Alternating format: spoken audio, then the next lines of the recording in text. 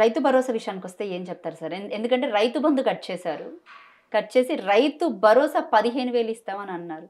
గత ప్రభుత్వం అంటే మీ హయాంలో వచ్చేసి 10,000 ఇచ్చేవారు. అయితే ఈ 15,000 కాస్త మొన్న రీసెంట్‌గా క్యాబినెట్ సమావేశం పెట్టి 12,000కి మాత్రమే ఇది కట్ ఆఫ్ చేసి పెట్టారు. అంటే దీన్ని ఏ రకంగా చూసారంటే మిగతా 3,000 ఎందుకు కట్ ఆఫ్ చేశారు అసలు? అసలు ఈ ప్రభుత్వం ఏర్పడ్డ తర్వాత రబీ, ఖరీఫ్ 2 పంటలు పోయినాయి. ఈ రెండిటికి పైసలేయలే. స్టార్టింగ్ ఏసినప్పుడు మామూలుగా ఎకరానికి 2 ఎకరాలకు 3 ఎకరాల చొప్పున కొంతమందికి ఏసిర్రు. సంపూర్ణంగా రాలే. 2.5 ఎకరాలు 3 ఎకరాల లోపల. సంపూర్ణంగా రాలే. రైతులకు అందరికి రాలే. రెండో పంటకు అసలు రాలేదు. ఇది మూడో పంట ప్రారంభం. మీరు 15,000 నుంచి 12,000 అన్నారు. ఆ 12,000కు కూడా మెలకలు పెట్టే ప్రయత్నం చేస్తున్నారు. ప్లాట్లు అంటున్నారు, గుట్టలు అంటున్నారు, రాళ్ళు అంటున్నారు, రప్పలు అంటున్నారు. వీటన్నిటికీ గత ప్రభుత్వం చేసింది. అప్పుడు ఆ గత ప్రభుత్వంలో అన్ని పార్టీల వాళ్ళు ఉన్నాయి కదా, అన్ని కులాల వాళ్ళు ఉన్నాయి కదా భూములు. మరి మీరు కూడా రేవంత్ రెడ్డి తీసుకున్నాడు, ఉత్తమ్ కుమార్ రెడ్డి తీసుకున్నాడు, బట్టి విక్రమార్క తీసుకున్నాడు, శ్రీధర్ బాబు తీసుకున్నాడు. మరి వీళ్ళందరూ గుట్టలు రాళ్ళు రప్పలే మాకెందుకు అని చెప్పేసి కాంగ్రెస్ నాయకులు చిత్తశుద్ధి సాటించుకొని ప్రభుత్వానికి వాపసు చేయాలి కదా, తీసుకోవద్దు కదా, అప్లికేషన్ ఇవ్వాలి కదా ఎంఆర్ఓకి. మరి ఆ రోజు ఎందుకు వెళ్ళి అగ్రికల్చర్ ఆఫీసర్స్కి తీసుకొని బ్యాంక్ ఖాతాలలో ఎందుకు వేసుకున్నారు, వాడుకున్నారు? ఓకే, నిజంగా మీరు మామూలుగా ఏదో మిస్యూజ్ అయింది, మీ లెక్కల ప్రకారం అయింది అనుకుందాం. మీరు ఖచ్చితంగా ఎవరికి ఇస్తారో ఆ ఒక నిర్ధారణకు వచ్చి ఇప్పుడు ఇవ్వండి. ఒక వరి వేసిన వాళ్ళకి, మళ్ళీ యాసంగి అయిన వాళ్ళకి పంట ఉంటేనే వేస్తామని చెప్పేసి అని అంటున్నారు. మరి మిర్చి వేస్తారు, కాటన్ వేస్తారు, తోటలు ఉంటాయి. ప్రతిసారి వేసేది కాదు, ఒకసారి వేస్తే మామూలుగా కంటిన్యూటీ ఉంటుంది. వాళ్ళకు కూడా పెట్టుబడి అవసరమే. పాదులు తీయాలి, మందు కొట్టాలి, కూలీళ్ళతో పని చేపియాలి, కట్ చేపియాలి కొమ్మలు, వీటన్నిటి కూడా పెట్టుబడి అవసరమే ఉంటుంది రైతుకి. మీకు తోట ఉంది కాబట్టి ఇయ్యం, మిర్చి ఉంది కాబట్టి రాదు రెండో పంటకి, మీకు 5 ఎకరాలు సీలింగు, ఏదో ఒక క్లారిటీ ఉండాలి కదా. 2 పంటలు మామూలుగా 2 పంటలు వేసేటివి ఉంటాయి.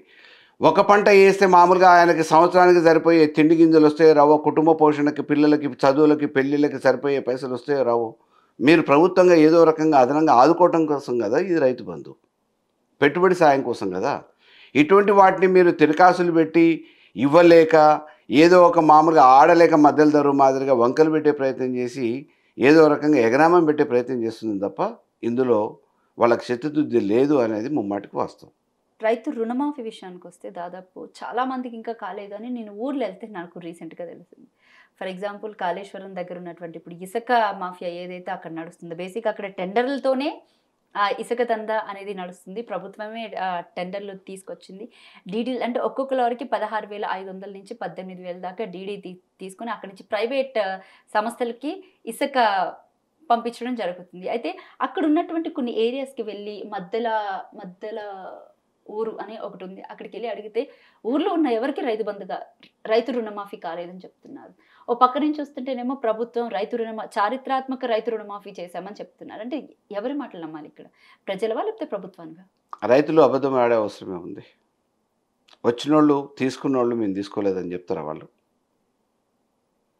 ఊర్లో ఒక రైతు వచ్చిన తర్వాత రాలేదని చెప్తే వెంటనే నలుగురు వింటారు, ఏమై వచ్చింది కదా అంటారు. వాళ్ళ పార్టీకి సంబంధించిన వాళ్ళు కూడా ఉంటారు కదా. రుణమాఫీ అనేది ఓవరాల్గానే 30%కి మించి రాలేదు, బ్యాంకులకు జమ కాలేదు, రైతులకు కూడా అవ్వలేదు. 70% ఇంకా లెఫ్ట్ ఓవర్. రెండోది మీరు ఇసుక అన్నారు. ఇసుక ఒక కాళేశ్వరం దగ్గర కాదు, రాష్ట్ర వ్యాప్తంగా ఎక్కడ అవకాశం ఉంటే అక్కడ చిన్న చిన్న మామూలుగా పారే వాగుల దగ్గర కూడా ఇసుక అమ్మేదందా కాంగ్రెస్ వాళ్ళు మొదలుపెట్టి. అంటే ఆ డబ్బులని ఇప్పుడు టెండర్లతో ఇసుక రవాణా చేస్తుంటే బయట ప్రైవేట్ వాళ్ళకి ఇచ్చుంటే ఆ డబ్బులన్నీ అసలు ఎక్కడికి పోతున్నాయి, దాని గురించి ఎందుకు ఊసు లేదు పత్తా లేకుండా పోయింది? అదే నేను చెప్పేది. ఒక కాళేశ్వరం దగ్గర మీకు డీడీలో ఉపడుతున్నాయేమో, అవి ఎట్టిపోతున్నాయి అనే అనుమానం మీకుంది.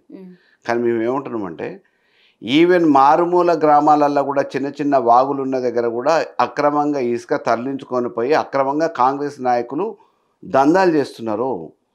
దానికి తెరలేపిర్రు.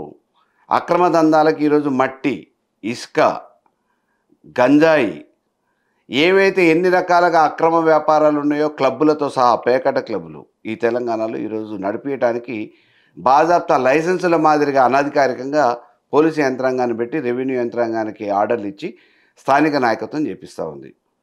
ఈ రాష్ట్రాన్ని పట్టపగలు దొంగలు దోసుకుంటున్నట్టు ఈరోజు కాంగ్రెస్ నాయకులు దోసుకుంటున్నారు. మీకు బ్యారేజ్ దగ్గరకు వచ్చేటప్పటికి కాళేశ్వరం దగ్గర అన్నారం బ్యారేజ్ దగ్గర అక్కడ ఏమవుతుందంటే మీకు ఒక ప్రాంతంలో ఏదైనా దూరంగా బ్యారేజ్కి దూరంగా తీస్తే కొంత నష్టం తగ్గుతుంది. కానీ బ్యారేజ్ దగ్గర ఇసుక ఆ ప్రవాహాన్ని తగ్గించి బ్యారేజ్ మీద భారం పడకుండా నీటి ప్రవాహాన్ని తగ్గించడానికి అవకాశం ఉంటుంది. అటువంటి దగ్గర కూడా ఈరోజు ఇసుకని తీస్తున్నారు ఒక శాస్త్రీయత లేకుండా. మాకు అందిన కాడికి దోసుకోవాలనే ఒక ఆలోచనతో.